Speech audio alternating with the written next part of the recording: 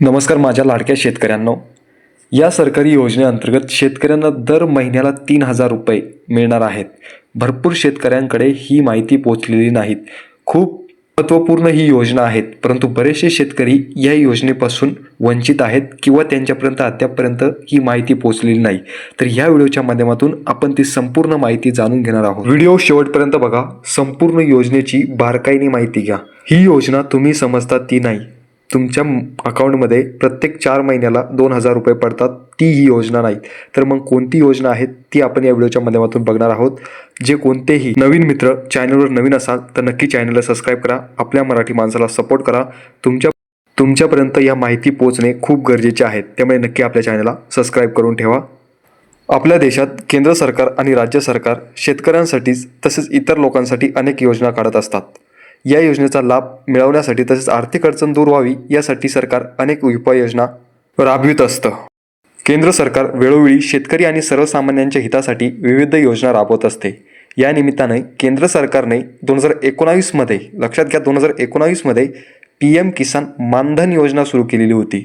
आपण ज्या योजनेचा लाभ घेत आहोत ती PM किसान सन्मान निधी योजना आहेत, परंतु ही योजना आहे PM किसान मानधन योजना. या योजनेचा लाभ घेण्यासाठी अर्जदाराला दर महिन्याला 55 रुपये जमा करावे लागतात. वयाची 60 वर्ष पूर्ण झाल्यावर अर्जदाराला दर महिन्याला 3,000 रुपये रक्कम दिली जाते. या गुंतवणुकीच्या योजनेत सरकार ठेवीदारांना त्यांच्या मासिक रकमेएवढी रक्कमही जमा करते. पुढे आपण समजूनच घेऊया नेमका प्रकार काय आहे. मग या योजनेची सुरुवात कधी झाली आणि आता आपल्याला अर्ज करता येऊ शकतो की नाही याविषयी आपण चर्चा करूया. आपल्याला 55 रुपयाची निधी द्यावा लागेल की आणखीन द्यावा लागेल हेही जाणून घेऊया. तर लक्षात घ्या, पंतप्रधान किसान मानधन ही योजना 12 सप्टेंबर 2019 रोजी सुरू करण्यात आली. वृद्धापकाळातील गरीब शेतकऱ्यांना मदत करणे हे या सरकारचे ध्येय आहेत.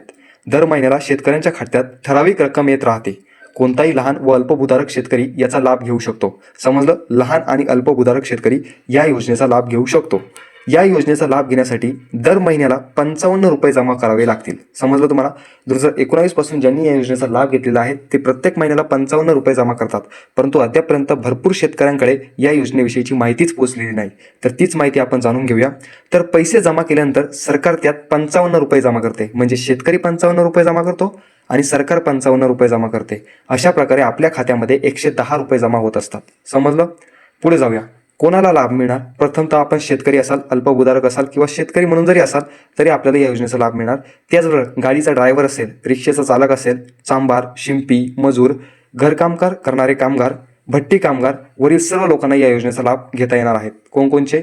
तर गाडी ड्रायव्हर, रिक्षा चालक, चांभार, शिंपी, मजूर, घरकाम करणारे कामगार, भट्टी कामगार, त्याचबरोबर आपला शेतकरी. मग काय होतं, जर का अचानक लाभार्थीचा जर का मृत्यू झाला, आता तो प्रत्येक महिन्याला 55 रुपये भरत गेला, परंतु अचानक जर का त्याचा मृत्यू झाला तर लाभार्थीच्या मृत्यूनंतर पैसे वाया जातील का हा प्रश्न तुमच्या मनात असेल. तर लक्षात घ्या, लाभार्थीच्या मृत्यूनंतर पैसे वाया जात नाही. तर लाभार्थीचा मृत्यू झाल्यास त्याची पत्नी या योजनेत योगदान देऊन पेन्शनचा लाभ घेऊ शकते. म्हणजे लक्षात घ्या, अचानक 60 वर्ष होण्याच्या अगोदरच तुमचं निधन झालं, काही कारणास्तव जर का तुम्ही हयात झालं तर तुमच्या पत्नीला या योजनेचा लाभ मिळेल. फक्त 60 वर्ष, तुमच्या वयाची 60 वर्ष पूर्ण होईपर्यंत पत्नीने त्यामध्ये रक्कम जमा करणे गरजेचे आहेत. मग जर का जमाच केली नाही तर आपण जे इथपर्यंत पैसे जमा केलेले होते त्यांचं काय होणार? तर लक्षात घ्या, लाभार्थीच्या पत्नीला ही योजना सुरू ठेवायची नसेल तर ती रक्कम व्याजासह तिला परत केली जाते. म्हणजे अद्यापपर्यंत जर का तुम्ही योजना भरलेली असेल, रक्कम भरलेली असेल आणि अचानक वृद्धापकाळाने किंवा कशा तरी कारणाने तुमचं जर का निधन झालं आणि पत्नीलाही वाटलं की नाही मला ही योजना सुरू ठेवायची नाही, तर तिथपर्यंत जितकी रक्कम झालेली असेल त्या रकमेचं व्याजासकट तुम्हाला पैसे परत मिळणार. दर महिन्याला मग किती पैसे जमा करावे लागतील ते लक्षात घ्या. जर तुमचे वय 18 वर्ष असेल तर तुम्हाला दर महिन्याला 55 रुपये जमा करावे लागतील. 29 वर्ष वयोगटातील उमेदवारांना दर महिन्याला 100 रुपये जमा करावे लागतील. आणि जर तुमचे वय 40 वर्ष असेल तर तुम्हाला दर महिन्याला 200 रुपये जमा करावे लागतील. लक्षात घ्या, ही योजना 2019 पासून सुरू झालेली होती. त्यावेळी जर का एखाद्याचा 18 वर्ष पूर्ण असेल तर त्याला दर महिन्याला 55 रुपये जमा करावे लागत होते, परंतु आतापर्यंत काही शेतकऱ्यांना ही माहिती मिळाली नाही. आता मी तुम्हाला ही माहिती 2024 या वर्षामध्ये देत आहेत. भरपूर शेतकऱ्यांना ही माहिती आत्ता मिळत आहेत.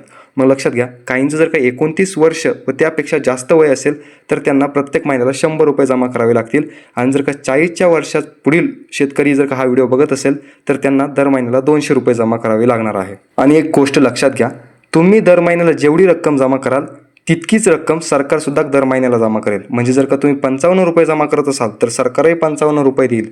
जर तुम्ही 29 वर्षाच्या पुढील असाल त्यामुळे तुम्हाला किती 100 रुपये जमा करावे लागणार आहेत. मग सरकारसुद्धा 100 रुपये देईल. आणि जर का तुमचं वय 40च्या पुढे असेल तर तुम्हाला 200 रुपये जमा करावे लागणार आहेत. तर सरकारसुद्धा तुमच्या खात्यामध्ये 200 रुपये टाकेलच. म्हणजे जितके तुम्ही जमा कराल तितकेच सरकारही जमा कराल.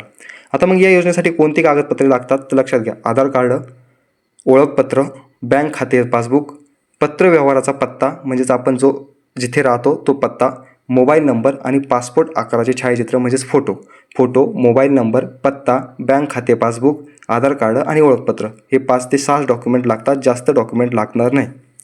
योजनेसाठी पात्रता काय आहेत तर लक्षात घ्या. कोण पात्र असू शकतं? असंघटित क्षेत्रात काम करणारा कोणताही मजूर या योजनेचा लाभ घेण्यासाठी अर्ज करतो. अर्जदाराचे मासिक उत्पन्न 15,000 रुपयांपेक्षा जास्त नसावे. म्हणजे महिन्याला 15,000 रुपयापेक्षा जास्त नसावे. बऱ्याच जणांची नसतात. त्यानंतर अर्जदाराचे वय हे 18 ते 40 वर्षादरम्यान असावे. म्हणजेच अर्जदार जो काही कोणी अर्ज करणार आहेत त्याचं वय हे 18 ते 40 वयाच्या दरम्यान असणं गरजेचे आहेत. अर्जदार आयकरदाता किंवा करदाता नसावा. अर्जदाराला EPFO आणि NPS आणि ESIC अंतर्गत समाविष्ट केले जाऊ नये. त्यानंतर मोबाईल फोन, आधार क्रमांक आणि बचत खाते असणे बंधनकारक आहेत. लक्षात घ्या.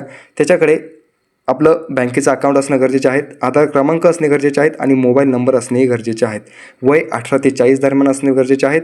15,000 रुपयापेक्षा जास्त उत्पन्न नसावे.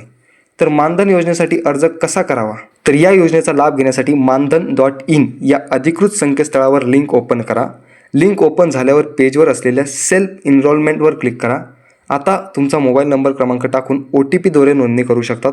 यानंतर ऑनलाईन फॉर्ममध्ये मागितलेली संपूर्ण माहिती योग्यरित्या भरा. अर्ज कसा करायचा याविषयी व्हिडिओ हवा असेल तर नक्की कमेंट बॉक्समध्ये कळवा. मी तुम्हाला नक्की सांगेल. व्हिडिओच्या मदतीतून आपण योजना कशी आहेत ते बघितलं, योजनेचे फायदे काय आहेत ते बघितलं. 60 वर्ष जसंही तुमचं पूर्ण होईल तुम्हाला प्रत्येक महिन्याला सरकार 3,000 रुपये देत राहणार. त्यानंतर कोणकोणती कागदपत्रे लागतील तेही आपण या व्हिडिओच्या माध्यमातून बघितलेलं आहे.